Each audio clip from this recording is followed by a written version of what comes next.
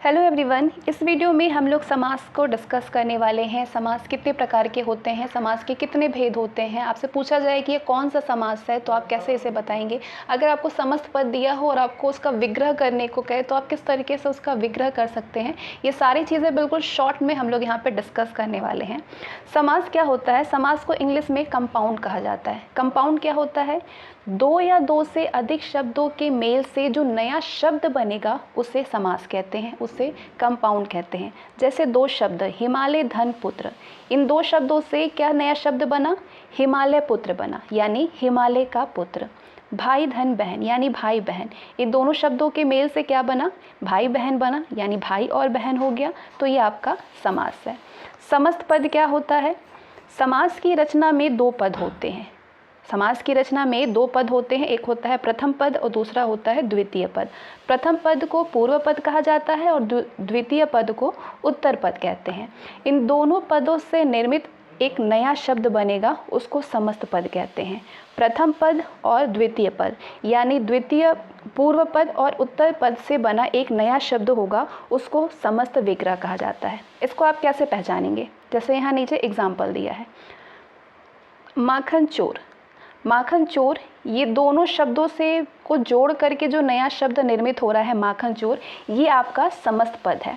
अब इसमें पूर्व पद आपसे पूछे कि माखन चोर में पूर्व पद कौन सा है, तो इसमें माखन आपका पूर्व पद है, चोर क्या है? चोर यहाँ पे आपका उत्तर पद है और समस्त पद इसमें माखन चोर है। अगर इसका समास विग्रह करने को बोले माखन चोर का, तो आप क्या करेंगे? माखन को चुराने वाला। क्या लिखेंगे? माखन को चुराने वाला। इसी प्रकार से दूसरा एग्जाम्पल है यथाशक्ति। यथाशक्ति को अगर जोड़ दें तो ये आपका समस्त विग्रह है। दो शब्दों से जो जुड़ करके ये नया शब्द बन गया यथाशक्ति, ये आपका समस्त पद है। इसमें पूर्व पद है यथा, उत्तर पद है शक्ति। समास विग्रह बोले करने को मतलब कि शक्ति के अनुसार, यथाशक्ति यानी शक्ति के अनुसार। आई होप सारी चीज़ें समझ में आ रही होगी, बहुत ही सिंपल तरीके से बताई गई है आपको यहाँ पे। अब जानते हैं कि समास कितने प्रकार के होते हैं। तो समास जो है 6 प्रकार के होते हैं। कौन कौन से? तत्पुरुष समास, द्विगु समास, कर्मधारय समास, अव्ययी भाव समास, द्वंद्व समास और बहुव्रीहि समास। कौन कौन से समास हैं? तत्पुरुष समास, द्विगु समास, कर्मधारय समास, अव्ययी भाव समास, द्वंद्व समास और बहुव्रीहि समास।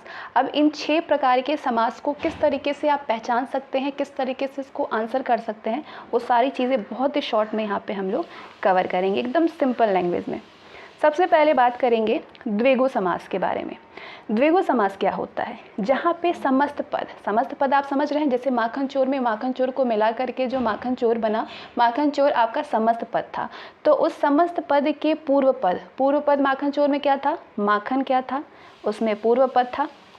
ठीक है, तो समस्त, जहाँ पे समस्त पद में पूर्व पद में यदि संख्यावाचक विशेषण हो, पूर्व पद में यदि संख्यावाचक आप समझ रहे हैं, शताब्दी, छमाही, इस तरीके से शब्द जहाँ पे संख्या जहाँ पे लगी हुई है, वो आपका द्विगु समास है। सिंपल शब्दों में कहे तो जहाँ पे समस्त पद के पूर्व पद में संख्यावाचक विशेषण होता है वो द्विगु समास कहलाता है। जैसे कि चौराहा, चौराहा में ये क्या है? ये आपका संख्यावाचक विशेषण है। ठीक है, अगर आपको इसका समस्त विग्रह करने के लिए, समस्त पद को विग्रह में बदलने के लिए या विग्रह का समस्त पद आपसे पूछे तो आप किस तरीके से निकालेंगे? जैसे कि छमाही, छमाही क्या है? ये आपका द्विगु समास है। क्यों? क्योंकि इसमें पूर्व पद क्या है? संख्यावाचक विशेषण है। इसका विग्रह करिए, यानी 6 महीनों में होने वाली। शताब्दी यानी 100 वर्षों का योग। त्रिनेत्र यानी 3 आँखें। नवग्रह का विग्रह 9 ग्रहों का समूह। त्रिलोक का विग्रह 3 लोकों का समूह। नवरत्न का विग्रह 9 रत्नों का समूह। चौमासा का विग्रह 4 महीनों का समाहार। तो ये आपका पूर्व पद में था यहाँ पे संख्यावाचक विशेषण, तो ये आपका द्विगु समास है। अगर आपको द्विगु समास का विग्रह करने के लिए बोले तो आप इस तरीके से इसका विग्रह कर सकते हैं। अब दूसरे समास को समझते हैं, कर्मधारय समास। कर्मधारय समास क्या होता है? जिस भी समास में पहला पद यानी पूर्व पद विशेषण हो और दूसरा पद यानी उत्तर पद विशेष्य हो, तो वो आपका कर्मधारय समास है। पहला पद यदि विशेषण हो, विशेषता बताए, और दूसरा पद विशेष्य हो यानी जिसके बारे में चर्चा हो रही हो, वो आपका कर्मधारय समास है। जैसे कि परमानंद, परमानंद में परम यानी जो आपका प्रथम पद है, जो आपका पहला पद है, जो आपका पूर्व पद है, वो विशेषण है, और जो दूसरा शब्द है आनंद, ये आपका उत्तर पद जो है ये विशेष्य है। यानी परम है जो आनंद, परमानंद का विग्रह परम है जो आनंद, तो इसमें आपका पहला पद विशेषण है, दूसरा विशेष्य है। इसी तरीके से दूसरा अंधकूप, इसमें प्रथम पद आपका विशेषण है, कूप क्या है जिसकी चर्चा हो रही है, ये क्या है आपका विशेष्य। तो अंधकूप का विग्रह अंधा है जो कूप। गोबर गणेश, पहला पद क्या है विशेषण है, दूसरा विशेष्य है जिसके बारे में चर्चा हो रही है, यानी गोबर से बना गणेश। श्वेतांबर का विग्रह श्वेत है जो अंबर। प्राण प्रिय, प्राण के समान प्रिय। चरण कमल, चरण क्या है इसमें, चरण आपका विशेषण है, किसके बारे में बात हो रही है, कमल के बारे में। कमल क्या है विशेष्य है। विग्रह करिए कमल के जैसे चरण, ठीक है। तो इस तरीके से और भी एग्जाम्पल आप समझ सकते हैं खुद से भी, बस मालूम होना चाहिए किस तरीके से आप कर सकते हैं। अब बात करेंगे तीसरे तरीके के समास में, यानी द्वंद्व समास। द्वंद्व समास क्या होता है, द्वंद्व समास जहाँ पे भी पहला व दूसरा दोनों ही पद प्रधान हो, या जब दोनों का विग्रह करें तो और, अथवा, या आदि आए बीच में। सिंपल शब्दों में अगर आपको परिभाषा जाननी है तो जिसके दोनों पद प्रधान हो, दोनों संज्ञाएं अथवा विशेषण हो, वो होता है द्वंद्व समास। इसका विग्रह करने के लिए दोनों पदों के बीच में और, अथवा, या जैसा योजक अवयव लिखा जाता है, ठीक है।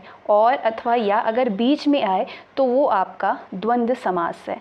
अब आसान भाषा में कहें तो जिस भी समास में बीच में इस तरीके का चिन्ह लगा होगा ऐसे, ठीक है, जैसे राम सीता, इस तरीके से बीच में लग गया चिन्ह, तो ये आपका द्वंद्व समास है, ठीक है। लेकिन यहाँ पे इसका मतलब होता है और या फिर या।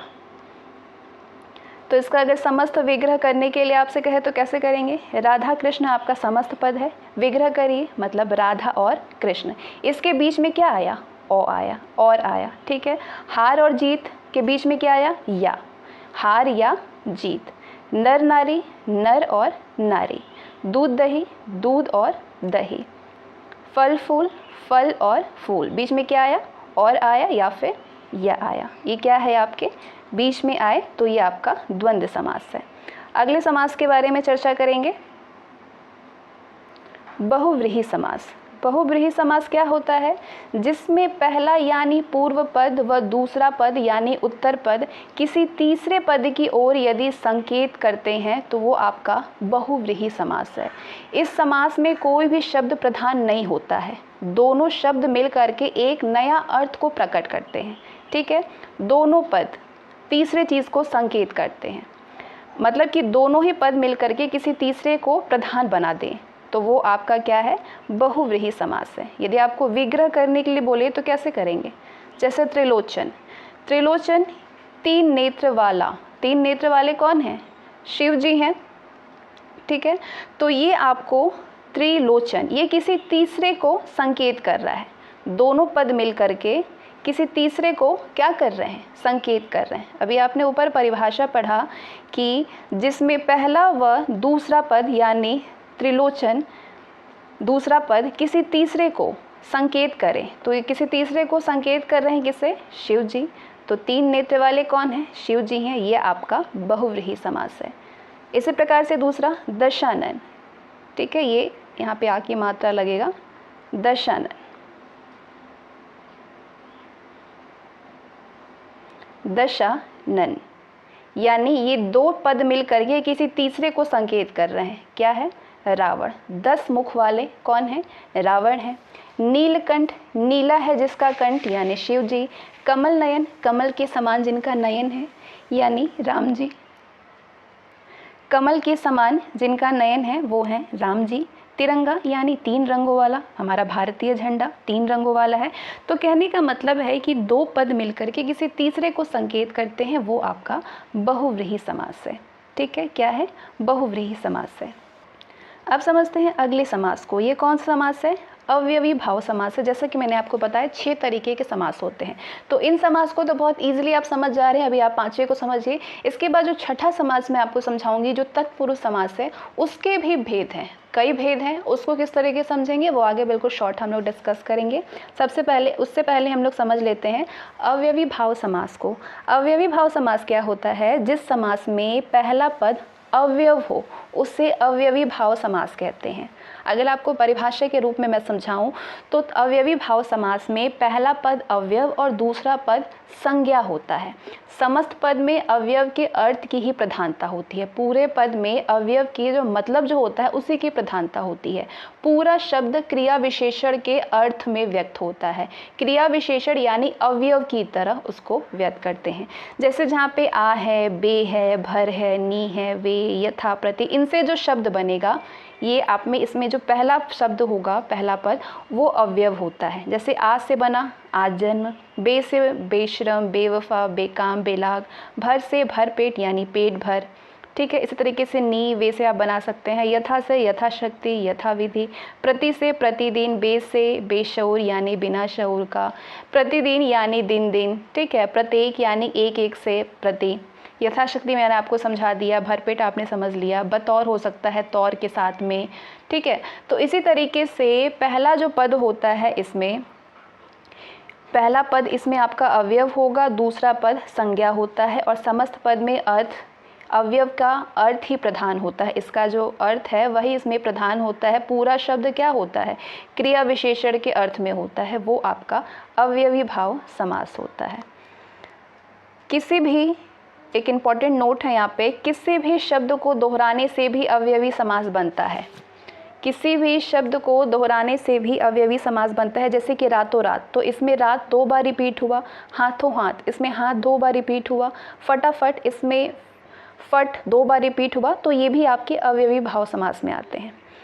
तो अब बात करेंगे हम लोग लास्ट समास, जो कि है तत्पुरुष समास। अब तत्पुरुष समास के भी कई समास भेद होते हैं, लेकिन उससे पहले समझेंगे हम तत्पुरुष समास क्या होता है। जिस भी समास के समस्त पद में उत्तर पद यानी दूसरा पद को प्रधानता प्राप्त होती है और पूर्व पद यानी पहला पद गौण होता है, उसे तत्पुरुष समास कहा जाता है। जिस भी समास का उत्तर पद यानी जो अंतिम पद होता है वो प्रधान हो, उसे तत्पुरुष समास कहते हैं। इसमें बाद वाले पद की प्रधानता रहती है, लास्ट वाले पद की।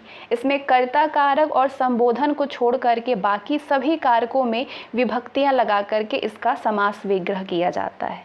ठीक है, तत्पुरुष समास के 6 प्रकार होते हैं। कौन कौन से? कर्म तत्पुरुष समास, करर तत्पुरुष समास, संप्रदान तत्पुरुष समास, अपादान तत्पुरुष समास, संबंध तत्पुरुष समास और अधिकरण तत्पुरुष समास। कर्म तत्पुरुष समास में को लगा होता है, करर तत्पुरुष में से, संप्रदान में के लिए, अपादान में से अलग, ये लगा नहीं होता है, इसमें इन चीज़ों का लोप होता है। ठीक है, संबंध में का, के, की, रा, रे, री, ये सारे का लोप हो। अधिकरण में हे, अरे, ओ, ये सारे होता है। तो अब बिल्कुल डिटेल में भी मैं इसे बताऊंगी, लेकिन थोड़े शॉर्ट में। ठीक है, ताकि आपको ईजिली समझ में आ जाए। तो पहले तो एक एग्जाम्पल आप देख सकते हैं, सुख भोगी यानी सुख को भोगने वाला। सुख भोगी में यहाँ पे किस चीज़ का लोप है? को, सुख को भोगने वाला। ये कर्म तत्पुरुष समास है। कौन सा समास है? ये कर्म तत्पुरुष समास है। देशभक्ति, देश के लिए, यहाँ पे के लिए लगा है। के लिए किस में लगेगा? संप्रदान तत्पुरुष समास में।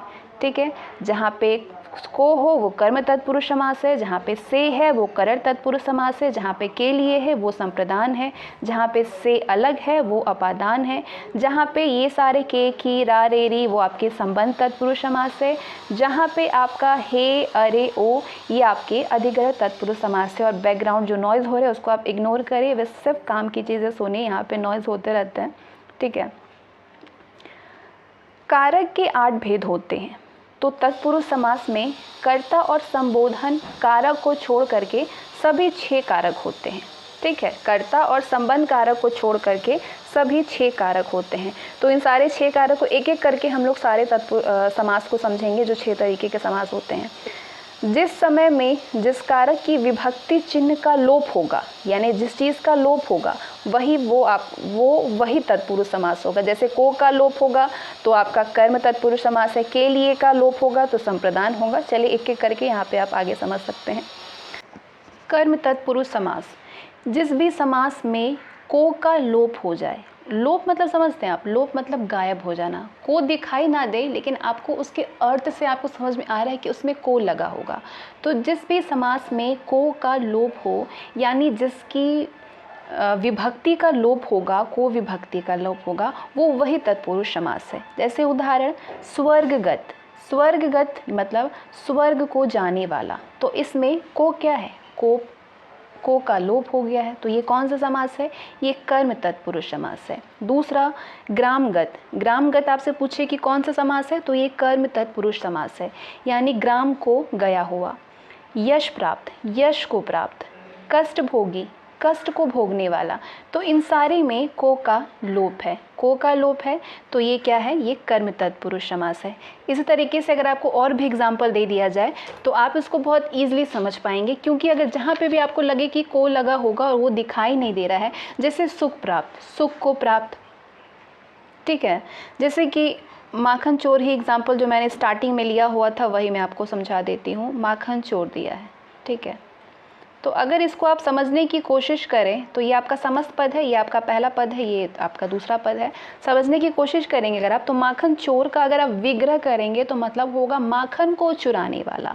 तो माखन को चुराने वाला, तो इसमें को का लोप है, ये क्या है, ये कर्म तत्पुरुष समास है। तो इसी तरीके से जिसका भी अर्थ में ऐसा आपको लगे कि वहाँ को लगना चाहिए लेकिन वहाँ उसका विलुप्ति है, तो वो कर्म तत्पुरुष समास है, ठीक है। जैसे कि कष्ट भोगी, कष्ट को भोगने वाला। ग्रहागत, मैंने ज़्यादा एग्जाम्पल ले लिया ताकि आपको अच्छे से समझ में आ जाए। घर को गया हुआ। परलोक गमन यानी परलोक को गमन। स्वर्ग प्राप्त स्वर्ण प्राप्त यानी स्वर्ण को प्राप्त। स्वर्ग प्राप्त यानी स्वर्ग को प्राप्त। तो इन सारे समस्त पद में को का लोप है, तो ये कौन सा समास है, ये आपके कर्मधारय समास है, ठीक है। अब अगला तत्पुरुष समास को समझते हैं। दूसरा है करण तत्पुरुष समास। करण तत्पुरुष समास में से, जिसमें भी से का लोप हो या फिर द्वारा का लोप हो, तो वो करण तत्पुरुष समास है। जिसमें से का और द्वारा का लोप हो वो करण तत्पुरुष समास है। जैसे कि रोग मुक्त, रोग मुक्त, इसमें आपका से विलुप्त लग रहा है, मतलब इसका क्या होता है, रोग से मुक्त। रोग मुक्त मतलब रोग से मुक्त, तो ये आपके करण तत्पुरुष समास है, ठीक है। इसी तरीके से मैं आपको बता दूं कि रस भरा, ठीक है। अगर रस भरा, रस भरा लिखा है, इसका मतलब क्या होता है, रस से भरा, रस से भरा है, इसमें से का लोप है, तो कौन सा ये समास है, ये आपकी करण तत्पुरुष समास है, ठीक है। इसको आप द्वितीय समास भी कहा जाता है, द्वितीय समास भी कहते हैं, द्वितीय तत्पुरुष, या आप इसको करण तत्पुरुष कह सकते हैं, ठीक है। और आपके इससे पहले हम लोगों ने कौन सा समास समझा, पहले वाला कर्मधारय, कर्म तत्पुरुष समास। कर्म तत्पुरुष समास कौन सा समास है, कर्म तत्पुरुष समास आपका द्वितीय तत्पुरुष में आता है। और करण तत्पुरुष समास ये आपका तृतीय तत्पुरुष समास होता है, जिसमें से का और द्वारा का लोप हो। अब तीसरा है संप्रदान तत्पुरुष समास। संप्रदान तत्पुरुष समास को चतुर्थ तत्पुरुष समास भी कहते हैं। इस समास में के लिए का लोप होता है। जिसमें भी के लिए का लोप हो वो आपका संप्रदान तत्पुरुष समास होता है। जैसे कि प्रयोगशाला, प्रयोगशाला में अगर आप ये समस्त पद है, इसका अगर आप अर्थ निकालेंगे तो मतलब होगा प्रयोग के लिए शाला, तो इसमें के लिए का क्या है, लोप है, तो ये कौन सा समास है, ये आपका संप्रदान तत्पुरुष समास है, ठीक है। जैसे आपका देशभक्ति है तो देश के लिए भक्ति, हवन सामग्री यानी हवन के लिए सामग्री, रसोई घर यानी रसोई के लिए घर, तो इन सारे में के लिए का लोप है, तो ये कौन सा समास है, ये आपका संप्रदान तत्पुरुष समास है। अगर और एग्जाम्पल आपको चाहिए तो जैसे कि गौशाला ले लीजिए, गौशाला यानी गौ के लिए शाला, गौ के लिए शाला, के का यहाँ पे लोप है। कौन सा समास है ये? संप्रदान तत्पुरुष समास है। अगला समास है अपदान तत्पुरुष समास। इसे पंचम तत्पुरुष समास भी कहते हैं, जिसमें से का लोप हो। ध्यान दीजिएगा, से का लोप हो। अगर से, इसमें एक अपवाद भी है कि से का लोप तो करण में भी होता है, तो यहाँ पे करण और अपदान दोनों में से विभक्ति का लोप होता है, लेकिन करण में से के साथ ही द्वारा का भी लोप होता है, लेकिन अपदान में सिर्फ से का लोप होता है। समझ गए डिफरेंस क्या है दोनों में? बस करण में से का के साथ साथ द्वारा का भी लोप हो जाता है। अब इसको एग्जाम्पल के ज़रिए समझिए, विग्रह करिए। गुणहीन, गुड़ से ही, गुणहीन मतलब क्या? गुड़ से ही, तो से का लोप है। कौन सा समास है ये? ये आपका अपदान तत्पुरुष समास है, जिसमें से का लोप है। लक्ष्य भ्रष्ट यानी लक्ष्य से भ्रष्ट, जन्मानंद यानी जन्म से अंधा, रस भरा यानी रस से भरा, ये सारे आपके अपदान तत्पुरुष समास यानी पंचम तत्पुरुष समास है। अगला समास है संबंध तत्पुरुष समास, जिसमें भी का, की, के का लोप हो। वो आप का, की, के क्या है? ये संबंध को दर्शाता है, यानी जिसमें भी का, की, के का लोप हो वो आपका संबंध तत्पुरुष समास है। ठीक है, कौन समास है? संबंध तत्पुरुष समास। और संबंध तत्पुरुष समास को षष्ठी तत्पुरुष भी कहा जाता है। ठीक है, जैसे कि सिर दर्द, सिर का दर्द, सिर दर्द मतलब ये किससे संबंध दर्शा रहा है? कि सिर का दर्द हो रहा है। ये कौन सा समास है? ये संबंध तत्पुरुष समास है। राजपुत्र, राजा का पुत्र, राजसभा, राजा का सभा, राजा की सभा, मृगनयनी यानी मृग के समान नयन, तो ये सारे कौन से समास है? ये आपका संबंध तत्पुरुष समास है, जो कि संबंध दर्शाता है का, की के, उसका ये लोप है इसमें। और अगला समास है लास्ट तत्पुरुष समास, अधिकरण तत्पुरुष समास। इसे सप्तमी तत्पुरुष समास कहते हैं।